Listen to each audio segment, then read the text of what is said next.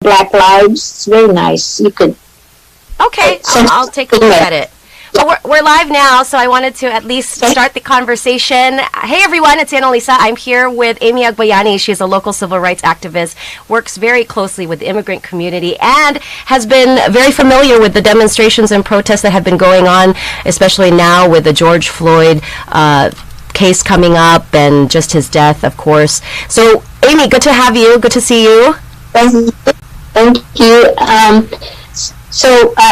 One of the issues that I want to express is that the protest in support of George Floyd, which is led by the African American community, is something that non-African Americans, including people like myself who are Filipino or Asian Americans, must join and be in solidarity with the Black Lives movement.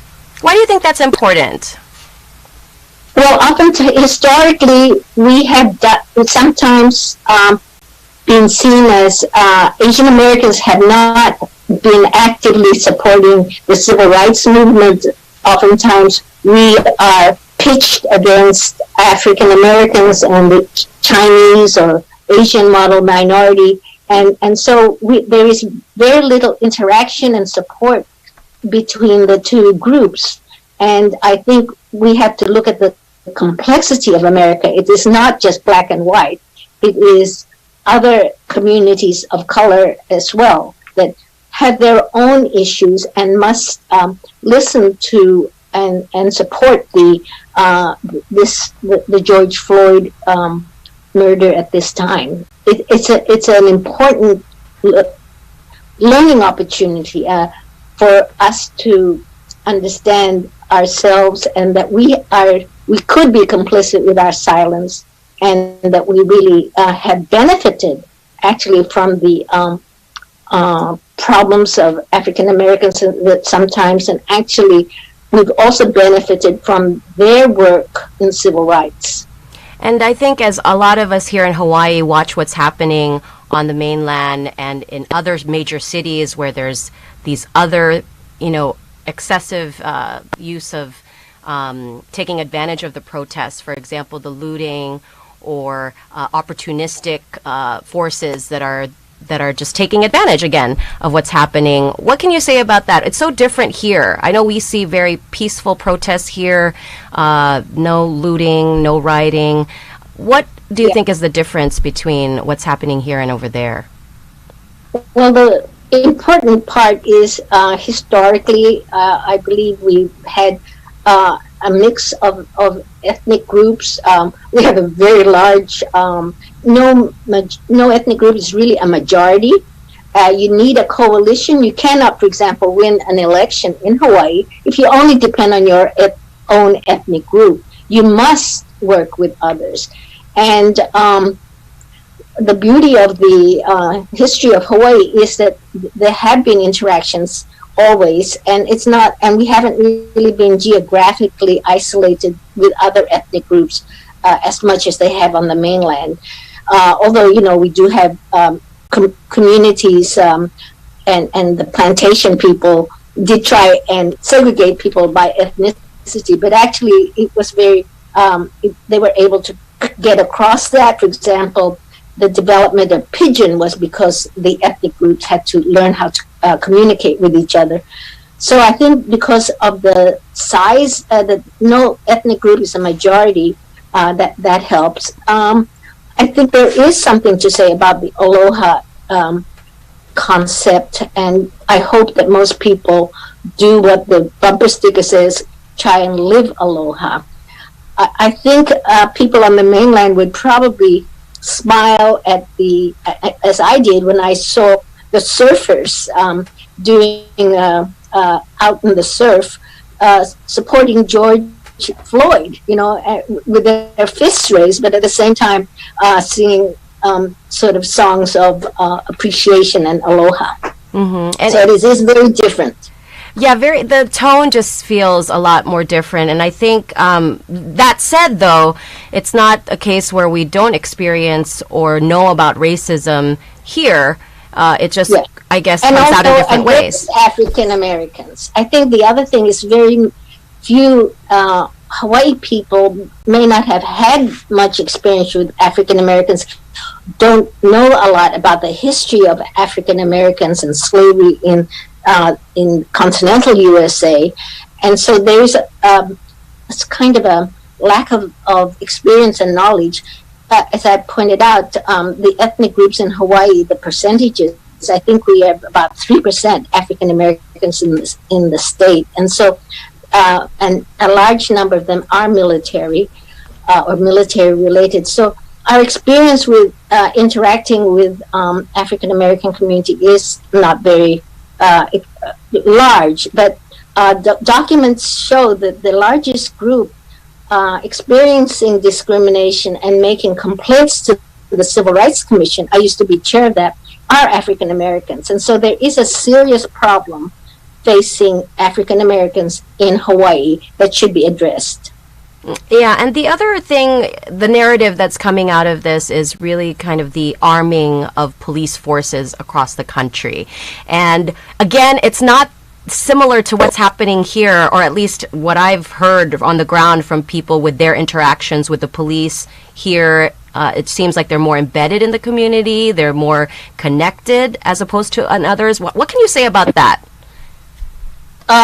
Well, oftentimes the police actually come from working class communities, and I think although there are fewer minorities like Filipinos and African Americans on the police force, I think that there is probably better representation than the police forces on the mainland. But there is still a problem. At the TMT demonstrations, for example, it was very, very difficult when they would put Native Hawaiian policemen to help. You know, and there are other protests where, particularly when it deals with our Native Hawaiian community, and sometimes some of the more visible police presence is Native Hawaiian. It has become a problem for all communities to deal with it, because the police often have used force in the past and are, they're officially allowed to carry weapons or something. Yeah, in your opinion, where's the line though? Because their job really is to protect the community, to enforce laws. Where's the line in terms of violating civil rights and what you can speak out for? You know, and when it comes to police excessive force. I think when there is danger to lives, that is the line. I don't think it's when property might be destroyed or anything. So I think it really has to be police training, and the police have to take a lot of the responsibility, because they are there to enforce the law. They should know where the line is, and that's where we've had lots of good recommendations on the mainland for police training on implicit bias. They don't know that they're doing the wrong thing. So the line is crossed oftentimes, but I would say that the police have more responsibility of knowing where that line is, and the line should not be to violate the Constitution and free speech and the right to gather. Mm-hmm. And speaking of which, this weekend is going to be filled with protests. Today they have a student-led one, and then tomorrow there's another big group that's protesting from Ala Moana to Waikiki. What's your sense of? And I also know that there's a Zoom group tomorrow organized by the NAACP. Is that tomorrow? Saturday. Yeah. Okay, and then, or I know there's also one coming up on maybe this coming week as well. So there's a lot of discussion about what's happening with George Floyd and the protests and everything like that. So what would you say can we expect from these protests? Should we, what do they want to have happen when some of the people may say we're a little too far removed from what's happening? Well, I think it is a learning opportunity for individuals to think about their own values and empathy. For example, sometimes you say, oh, it's far away, it doesn't affect me. But then if you say, if that were me, or if that were my daughter or my grandfather having having a policeman on their neck, have a little empathy. This is humanity, and this is making sure that no one is treated unequally or less than. And we do that in Hawaii. And so we have to actually take this opportunity to make sure that our police force and also our community leaders know that the potential for inequality is always here, and the potential for unfairness is always here. And so I think it's an opportunity for us to join the mainland demonstrations and issues and reflect on our own Hawaii situation in terms of race relations, inequality, poverty. I think the pandemic is just another public health issue, such as racism and poverty. Mm-hmm. You mentioned the pandemic, and there's concern that all of these mass gatherings are going to make matters worse. I know we have low numbers of COVID-19 cases here, but the fact that there's so many people congregating and marching at a time where we're really supposed to be social distancing.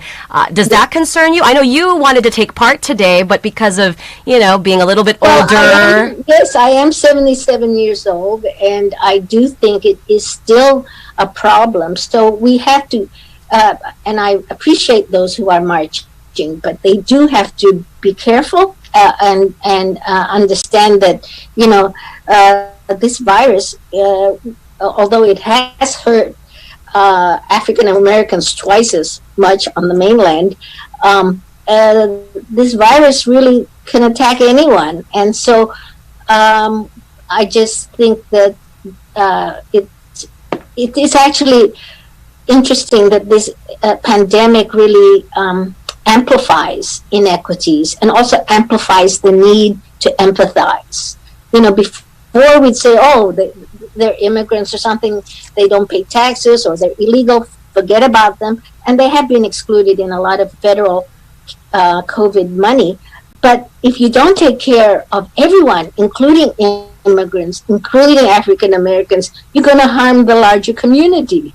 So taking care of each other is a message and a lesson we can learn from the pandemic and the George Floyd case. Mm-hmm. Well, on that note, any final thoughts, Amy, on what we can expect going forward from these types of demonstrations and movements? I know it's gaining a little bit more steam. They've calmed down a little bit, but once the case starts going, we should see a lot more. Well, I think the thing is we have to keep the pressure on and not forget, because oftentimes, it takes so long and people forget what even the names of the people who have been killed. And so we also want action, and in terms of reforms in many of the justice system policies. It's a very unfair situation, although we want equal justice under the law historically, and there are lots of obvious cases like George Floyd that we may not get justice. So we have to make policy changes and make sure that as individuals we take care of our own racism. Mm-hmm. Well, thank you so much, Amy, for joining us today and actually explaining all of the issues that we're dealing with today. Amy Agbayani, local civil rights activist, joining us today. Thank you so much. Thank you. All right, and don't go away. Good Morning Hawaii.